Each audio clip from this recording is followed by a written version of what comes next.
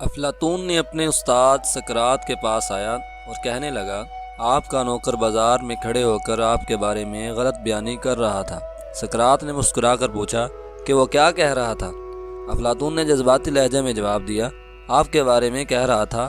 اس کے کچھ بولنے سے پہلے ہی سقراط نے ہاتھ کے اشارے سے اسے خاموش کروایا اور کہا، تم یہ بات سنانے سے پہلے اسے 3 کی کسوٹی پر رکھو، اس کا تجربہ کرو اور اس کے بعد فیصلہ کرو کیا تمہیں یہ بات مجھے بتانی چاہیے یا نہیں۔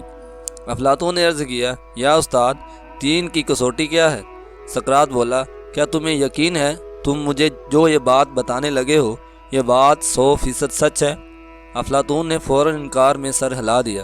سقراط نے ہنس کر کہا، پھر یہ بات بتانے کا تمہیں اور مجھے کیا فائدہ ہوگا؟ افلاطون خاموشی سے سقراط کے چہرے کی طرف دیکھنے لگا۔ سقراط نے کہا، یہ پہلی کسوٹی تھی، اب دوسری کسوٹی کی طرف آتے ہیں۔ مجھے تم جو یہ بات بتانے لگے ہو کیا یہ اچھی بات ہے؟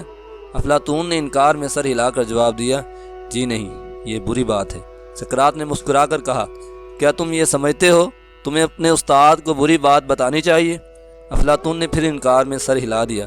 سقراط بولا، گویا یہ بات دوسری کسوٹی پر بھی پورا نہیں اترتی۔ افلاطون خاموش رہا۔ سقراط نے ذرا سا رک کر کہا، اور آخری کسوٹی، یہ بتاؤ یہ جو بات تم مجھے بتانے لگے ہو کیا یہ میرے لیے فائدہ مند بھی ہے؟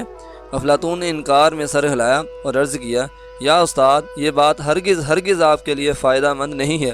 سقراط نے ہنس کر کہا، اگر یہ بات میرے لیے فائدہ مند نہیں تو پھر اس کے بتانے کی کیا ضرورت ہے؟ افلاطون پریشان ہو کر دائیں بائیں دیکھنے لگا۔ سقراط نے گفتگو کے یہ 3 اصول آج سے ہزاروں سال قبل واضح کر دیے تھے۔ اس کے تمام شاگرد اس پر عمل کرتے تھے۔ وہ گفتگو سے قبل ہر بات کو 3 کی کسوٹی پر رکھتے تھے۔ کیا یہ بات 100% درست ہے؟ کیا یہ بات اچھی ہے؟ اور کیا یہ بات سننے والوں کے لیے فائدہ مند بھی ہے؟ اگر وہ بات 3 کی کسوٹی پر پورا اترتی تھی تو وہ بے دھڑک بول دیتے تھے، اور اگر وہ کسی کسوٹی پر پورا نہ اترتی یا پھر اس میں کوئی ایک عنصر کم ہوتا تو وہ خاموش ہو جاتے تھے۔ آج ہمارے معاشرے کو بھی اس 3 کی کسوٹی کی بہت ضرورت ہے، جہاں نکتہ چینی، چغل خوری، تہمت بیانی اور گمراہ کن باتوں کا دورہ ہے۔ ہر فرد دوسرے کے لیے زبان کے تیر چلانے کی طاق میں بیٹھا ہوا ہے، اور جس کی وجہ سے بہت سے افسوسناک واقعات جنم لے رہے ہیں۔ دوستو، ہمیں بھی 3 کی کسوٹی پر عمل کرنا چاہیے۔ اسی کے ساتھ ہمیں اجازت دیں، ہمارے چینل کو سبسکرائب کرتے جائیں۔ السلام علیکم ورحمۃ اللہ وبرکاتہ۔